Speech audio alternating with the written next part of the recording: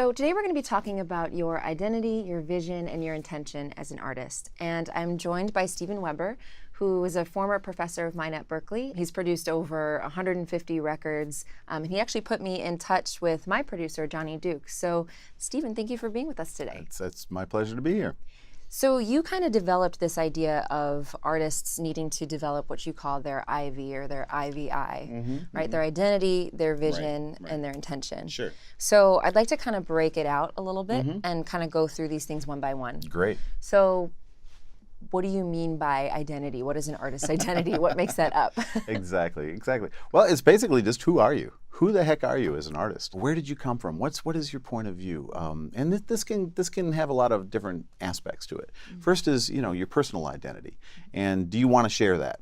Some people think that what we're talking about when we talk about identity is putting on some sort of a disguise. While that probably has been done sometimes, I think generally it doesn't work that well to do that. It has to come from inside you. It has to be something that you really do vibe with yourself. It's hard to name a very successful pop star or country star or even jazz star for that matter who doesn't have a really, really strong identity, that you don't know what they're about. They have usually a very strong visual identity. They have a personal identity. A lot of times they'll have an interesting backstory, and that can be really interesting as well, who you are. Having a sense of yourself. If you're listening to this and you say, I have no idea who I am. Maybe it's a good idea to actually start writing some stuff down.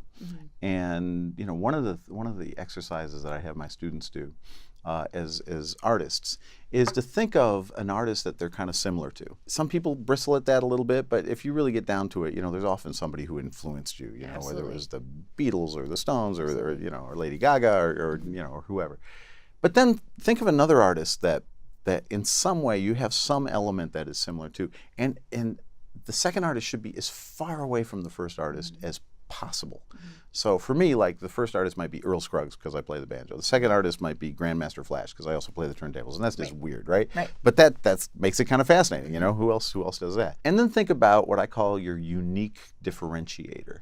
And what that is what is it about you that is very unusual for your the journey of what you're undertaking. But what is it about you that not many people know? And this can be something that you haven't thought of, that you think maybe has nothing to do with your art, and at the same time it could be kind of the coolest thing.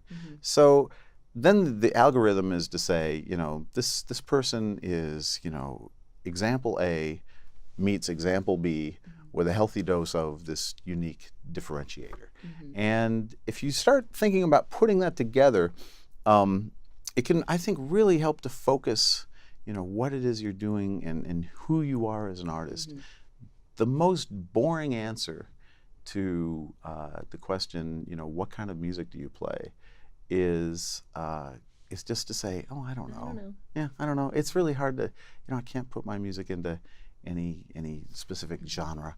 The thing is that people think they're being unique when they say that, but actually that's what everybody says. So they're actually they're conforming to everybody else when they say that. Yeah, I thought a lot about, so this was an idea that you shared with me a couple years ago. Yeah. And before I went into the studio, I was thinking about that a lot. Like, I'm really influenced by Loretta Lynn. I love Loretta Lynn so much. Oh, yeah. But, I also grew up listening to a lot of classic rock because my dad listened to a lot of classic rock. And so I love Led Zeppelin. Yeah. And so when I went to my producer, I was like, I want Loretta Lynn meets Led Zeppelin. And he was like, okay, let's do it. Fantastic. And that's the thing, you take that to a producer and they know what to do with that. Exactly. It's like, okay, but if you come in going, I don't know, I don't really fit into any niche, they're just going to go, okay, one of these again, and then, we're just going to be throwing darts, into the abyss, trying to figure out who this person is. Well, then I think you end up with a product that sounds a little bit more generic and just not really unique. Right, yeah. So let's talk a bit about vision, because if you look at, like the Beatles, for example, it's hard to know whether or not they had a clear vision for where they were going to end up. But it certainly seems like each individual recording project that they had a very clear purpose and vision. Yeah. So can you talk a little bit about what steps an artist should take to kind of figure out what their vision is. Right, sure. You're absolutely right that you know, if you look at the Beatles as an example, each record had a very clear vision to it, and the vision of Abbey Road was entirely different than, you know, Meet the Beatles and Let It Be and Sgt. Pepper's. You know, they were all very, very different, but they had a very specific vision, what they were trying to accomplish, what they were trying to say. A recording artist is actually rewarded more for the specificity of their vision than their versatility. Because if you come out with an album that's just all over the place, and there's a hip hop track, and there's a country track, and there's a big band track, and there's classical, you know, nobody's going to know what to do with it, and nobody's going to be in the mood to sit there and listen to it. Right. You know, when I put on an album, when I call something up on Spotify, I'm looking for a vibe that I want to kind of take me through a little ways. I don't want to be just jerked around and, you know, and all over the place. So having a vision of what you're trying to accomplish, I think, is key. And one way to do that I found extremely effective is to actually try planning out 3 albums at once.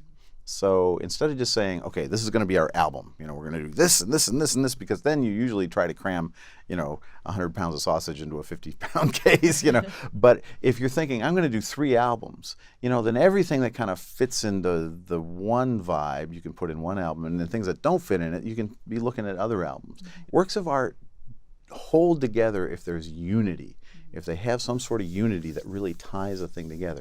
Now, that's not to say that there can't be surprises here and there in the record, and you want there to be surprises. Right. I'm not saying you have to be, you know, just absolutely all slow songs or all fast songs. Yeah, exactly. Right. Yeah, not at all, not at all. And in fact, tempo, you know, the example of Kind of Blue is very specific in that, you know, Miles even went the step of not doing anything fast on the record.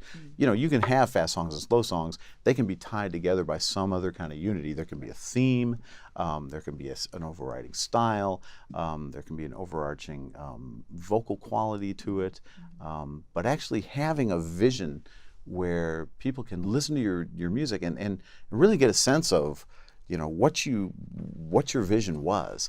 I mean, that can be very powerful. We talked about vision for individual projects. What about a vision for an overall career trajectory? Yeah. Can you talk a little bit about how artists can develop that? Yeah.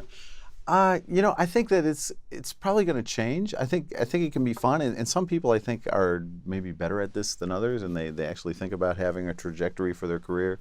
And I think a lot of times managers and A&R folks, you know, maybe put some thought into that. Although I will say that if you are successful early in your career, usually what happens is people want you to do more of exactly the same thing that you just did. And so it can actually take some moxie to say, you know what, I want to grow. You know, I'm going to do this thing, and it's going to be different. Right. When Sgt. Pepper's Lonely Hearts Club Band came out, everybody hated it.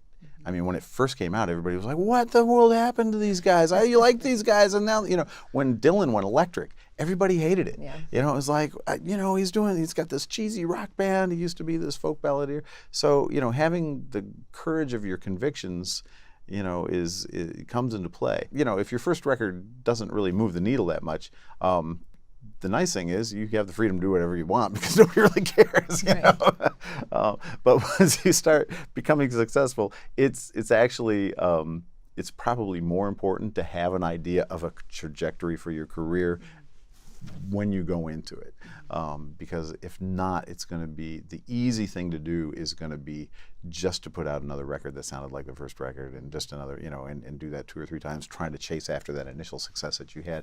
And a lot of people get caught up in that, and that can be kind of tough. Let's talk a little bit about intention. So can you kind of describe what you mean when you say an artist's intention?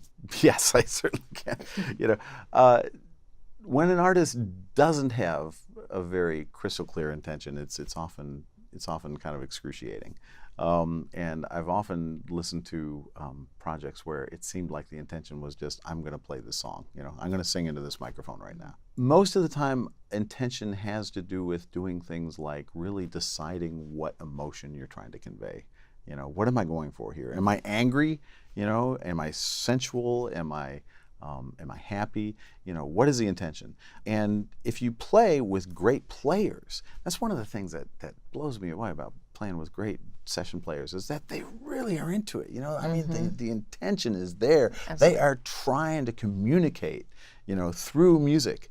If you think about what we're doing here, we are trying to vibrate air molecules in such a way that when the air molecules hit another carbon-based human life form, they feel something.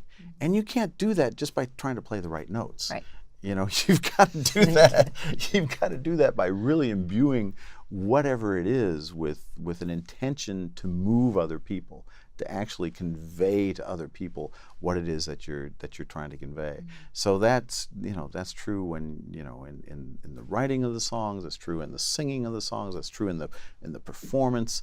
All the players that we look up to, whether they're fantastic jazz players like Pat Metheny or whether they're amazing singers or pop stars like Lady Gaga, is that the emotional intention is there.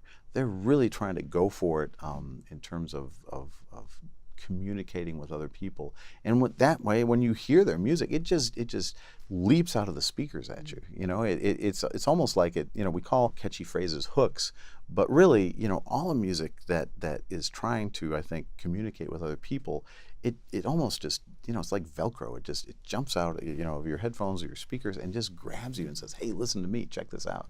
So that's the intention for like a recording when you're going into the studio. But what about an intention from a career standpoint? And I've heard you say that your intention is really closely linked to your vision. It's essentially how you're going to bring your vision about. So if someone has a vision of, like Bob Dylan, kind of be a troubadour and discuss things that are happening in the current state of politics or whatever, though he would say he's not very political, but whatever. I'm just a musician. But see, that's part of his vision and intention too. Right. Is is always to never be tied down by his reporters. identity. Yeah, and his identity. Yeah. So I guess what we're walking away with is that this IVI, all three of these things are they're all related.